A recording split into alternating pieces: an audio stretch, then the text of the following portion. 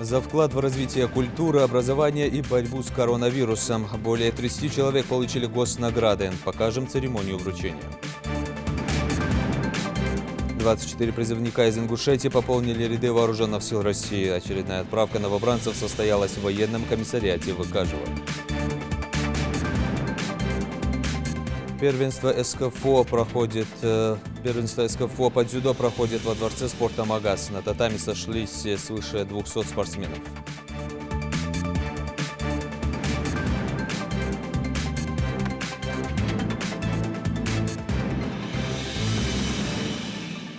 На телеканале «Ингушетия» новости 24. Здравствуйте. За вклад в развитие культуры, образования, борьбу с коронавирусом и не только. Более 30 человек получили сегодня государственные награды из рук Махмуда Али Калиматова. Церемония состоялась в зале славы администрации главы Ингушетии в Магасе. Врачи, артисты, педагоги. Многолетний труд каждого из них оценен по достоинству. Слово Муслиму Ганиеву. В списке награждаемых 32 человека. Людей не так много, как обычно. Коррективы внесла пандемия. Социальная дистанция, маски, меры предосторожности соблюдены. Сейчас организаторы проводят последние репетиции. К мероприятию все готово. Ожидаем прибытия главы республики. Звучат фанфары, а значит, глава республики уже прибыл.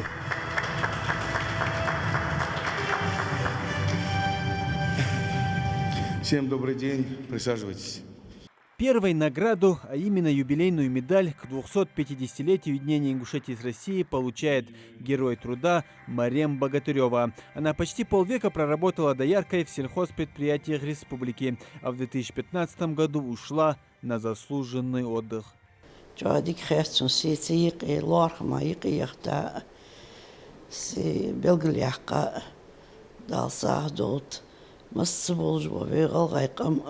Венгунаркам дал беркатив долт. Мучамалур долт, видик чам тяхке долт, випача дал диаглол. Махмуд Али Калиматов отмечает весомый вклад собравшихся в жизни республики. Благодаря именно таким людям регион развивается культурно и нравственно. Огромное спасибо за тот вклад, который вы вносите в развитие духовности, доброты, понимания и формирование мировоззрения современного человека. Поэтому для меня очень приятно, что здесь вы присутствуете.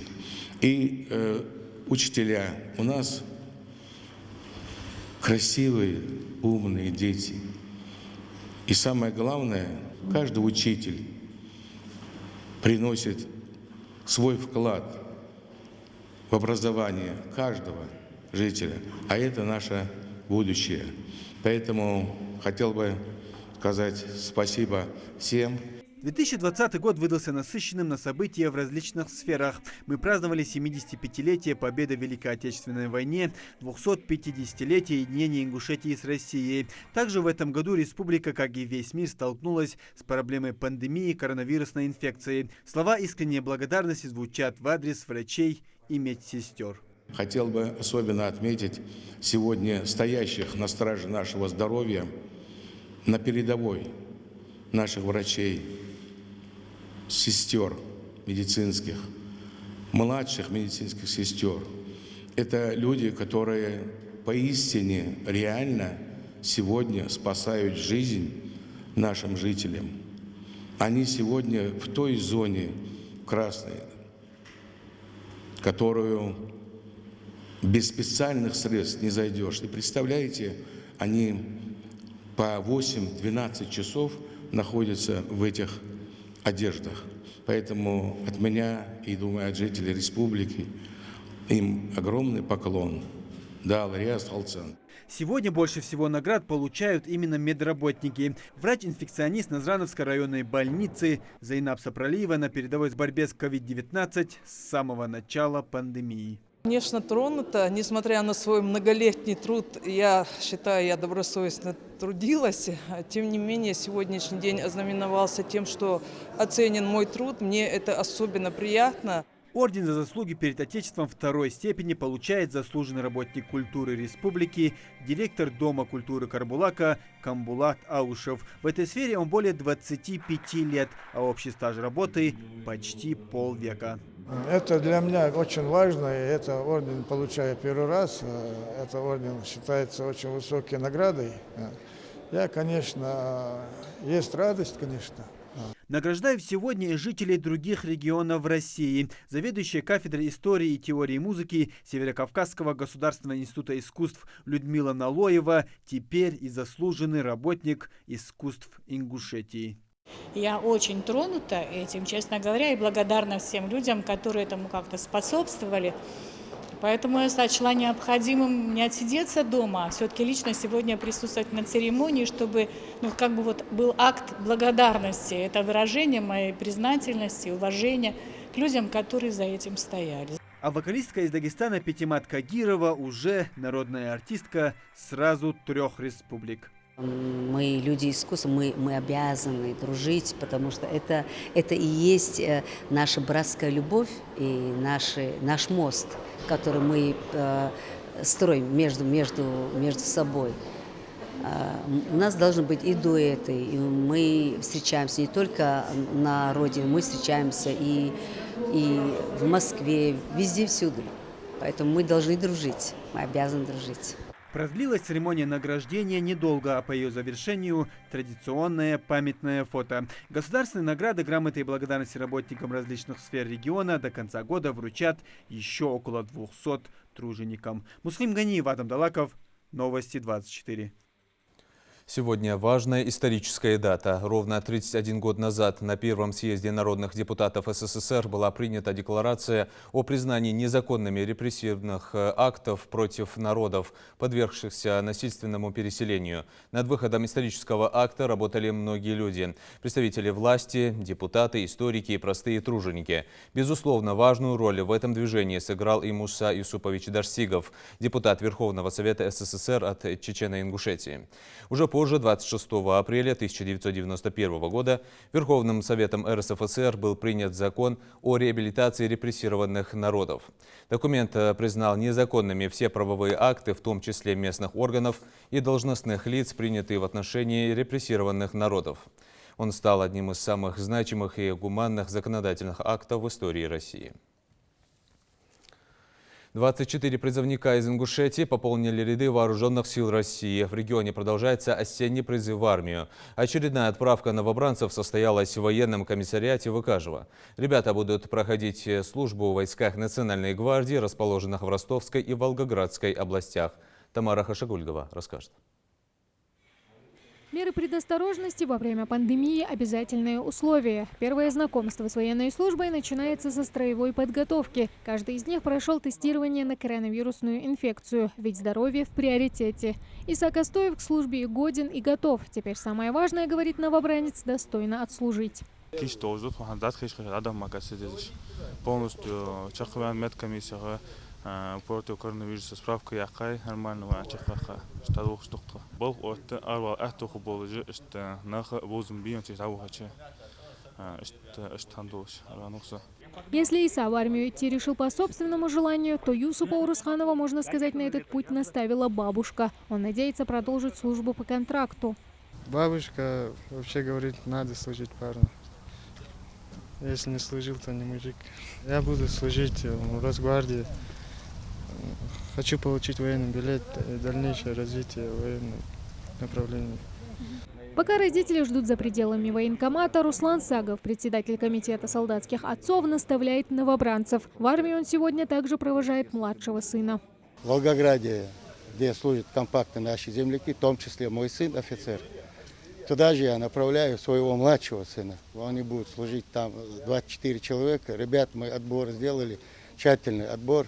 Лучшие из лучших. В основном все ребята уходят с водительскими удостоверениями. Они учились в ДСАФе, значит, также с высшим образованием, среднетехническим образованием. Был отбор очень тщательный.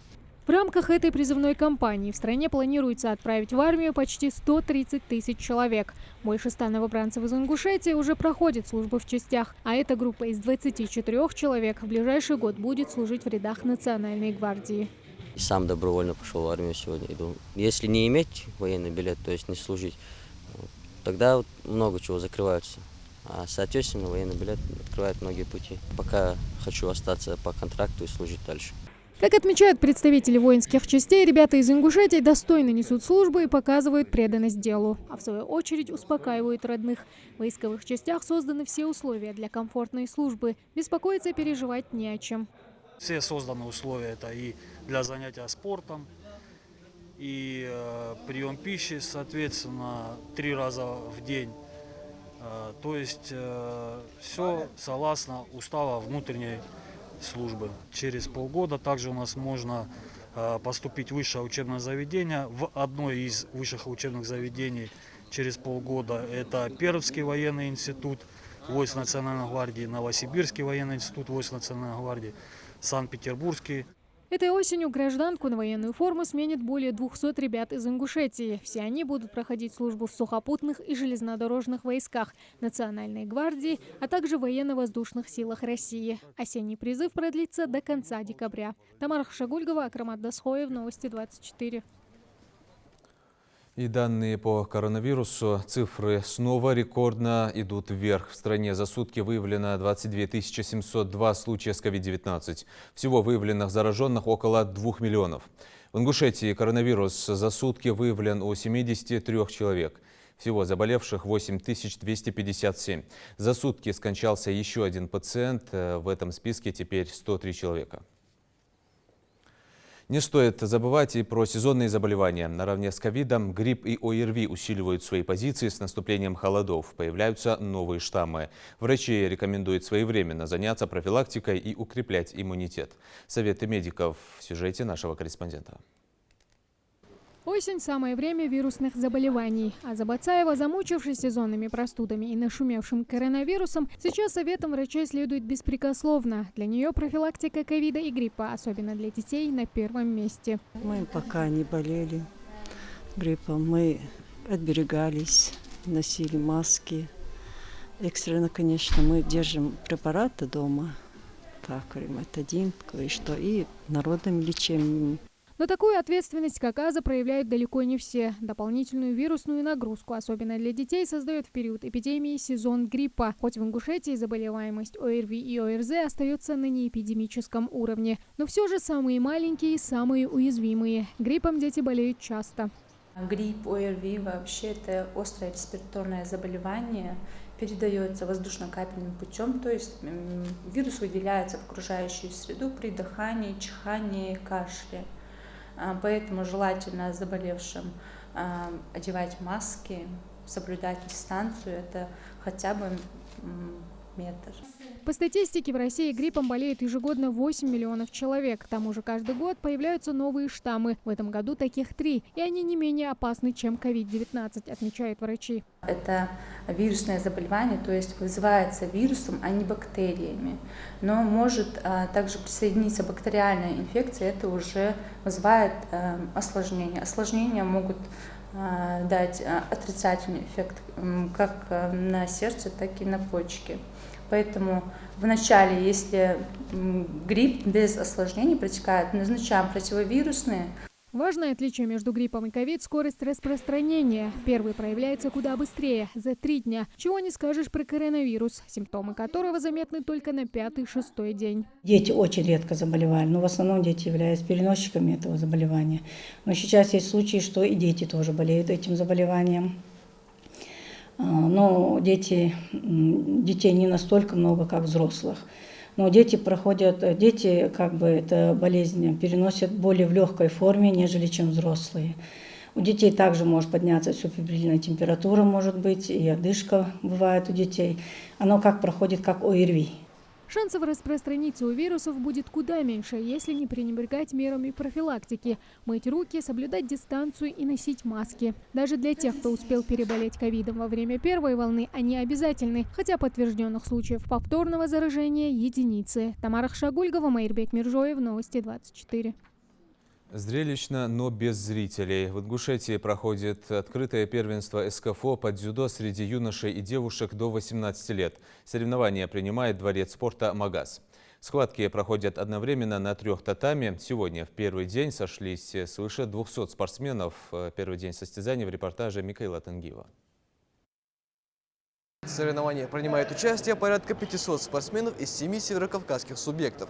Этот старт является отборочным на первенство России в этой возрастной группе. В течение 3 дней спортсмены будут оспаривать звание лучших в 17 весовых категориях. Небольшая разминка перед выходом – это залог успешного выступления без травм и ушибов. Несколько минут до начала на отработку бросков. Главный судья дает старт первенству СКФО, и первыми на татами выходят дзюдоисты из Карачаево-Черкесии и Чеченской Республики. В первом круге Магомед Баташев ловит соперника на ошибки, и судья фиксирует иппон. Чистая победа. Переведя дыхание, спортсмен делится своим мнением о выступлении. Долго подготавливался, гонял вес. Тяжело было, да? Да. И как удалось победить? Ну, он боролся под мою борьбу, брал захваты под мою борьбу на контратаках. В это время на центральном ковре на равных соревнуется наш земляк Адам Амхадов с участниками соседней республики. Когда оба спортсмена хороши в своем деле, выявить победителя сразу не так просто. В какой-то момент дзюдоисту из Ингушетии удается заработать 1 очко удержанием соперника после броска. В таком изматывающем темпе проходит весь поединок. Соперник ничего не смог противопоставить ингушскому спортсмену. Адам 7 лет занимается дзюдо и доказывает, что тренировки не прошли даром. Да, холовар, обычный соперник спорт. Несмотря на то, что первенство проходит без зрителей, на трибунах своих подопечных поддерживают наставники ребят. Кто-то впервые приехал в республику, другие уже не раз выставляли спортсменов, но все как один отмечают высокий уровень организации соревнований. Я в этом зале был, честно говоря, когда здесь чемпионат России был, мне тогда же понравилась организация. Ну, я насколько знаю, здесь организация на высшем уровне. Я сегодня тоже доволен организатором и организацией. В связи с пандемией, со всеми все обеспечено, маски, все как положено, контроль, температура. Я очень доволен. На самом деле никто не знал, будет этот турнир, не будет. Это в последний момент решили, что будет. И ребята в связи со всем, что происходит, кто-то переболел, кто-то еще как, готовились в обычном режиме. Но все надеются, что все хорошо отборются. Посмотрим. Никто ничего не знает. Это как спорт-лото турнир на сегодня. Организаторы подготовили зал к соревнованиям согласно требованиям Федерации дзюдо России. Совместно с Роспотребнадзором обговорены условия соблюдения мер безопасности в период пандемии. От Ингушетии выступает где-то 80 спортсменов у нас, потому что мы, как принимающая сторона, у нас чуть-чуть более квота увеличена. Мы можем заявить больше, чем другие субъекты. Это обычная практика, где каждый регион, который принимает разные соревнования, подобные применяет и разрешает им применить. Вроде ожидается очень интересная, серьезная борьба будет эти 3 дня. Первенство СКФО по дзюдо среди юношей и девушек до 18 лет продлится 3 дня. Победителей и призеров наградят медалями, грамотами и ценными подарками. Михаил Тангиев, Магомед Дидигов, Новости 24. Сегодня Всемирный день борьбы с диабетом. Этот праздник был введен в 1991 году Международной диабетической федерацией и Всемирной организацией здравоохранения в ответ на угрозу возрастания заболевания в мире. А 14 ноября было выбрано, чтобы увековечить заслуги канадского врача и физиолога Фредерика Бантинга, родившегося в этот день в 1891 году. Он вместе с врачом Чарльзом Бестом сыграл решающую роль в открытии в 1922 году инсулина, лекарства, спасающего жизнь людям, больным диабетом. В регионе эту дату отмечают тематическими акциями, которые проводят в медучреждениях. Работники детских библиотек проходят курсы повышения квалификации. Это стало возможным благодаря реализации программы «Творческие люди» нацпроекта «Культура», а также при поддержке Минкультуры России и Государственной детской библиотеки. Из соображений эпидемиологической безопасности занятия только в дистанционном формате. Подробности у Хавы Газиковой. В этом году от Ингушетии повысить свою квалификацию смогли около 70 специалистов в сфере культуры, в их числе и работники Национальной библиотеки. К слову, такие курсы по нацпроекту они проходят с 2018 года. Тамара Муталиева в библиотечном деле уже 5 лет. Курсы по повышению квалификации для нее отличная возможность совершенствоваться в своей профессии и лучше понимать запросы самых требовательных юных читателей. В этом году мной и другими участниками этого курса программы было выбрано направления — это индустриальное развитие и арт-менеджмент.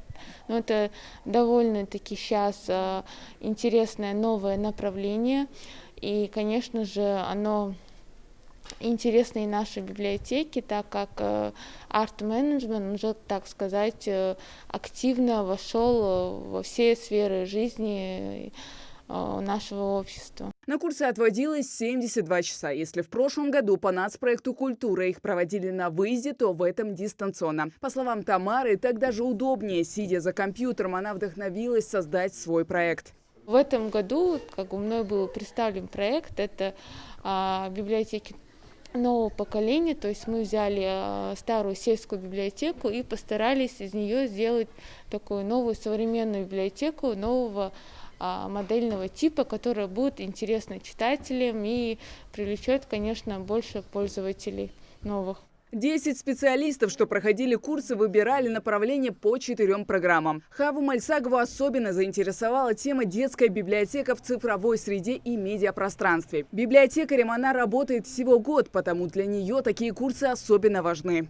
После шли тесты, курсам придавались помимо видеолекций презентации. Я очень много узнала, много чего, много очень интересной информации. Там говорилось о том, как важно приучить детей к чтению, о том, что происходит в социальной жизни детей. Ежегодно курсы для специалистов в сфере культуры проходят в 2 этапах. В конце ноября стартует еще одна программа для библиотекарей «Консервация фондов». Хава Газикова, Майербек Мержоев. Новости 24. На этом наш выпуск завершен. Оставайтесь на канале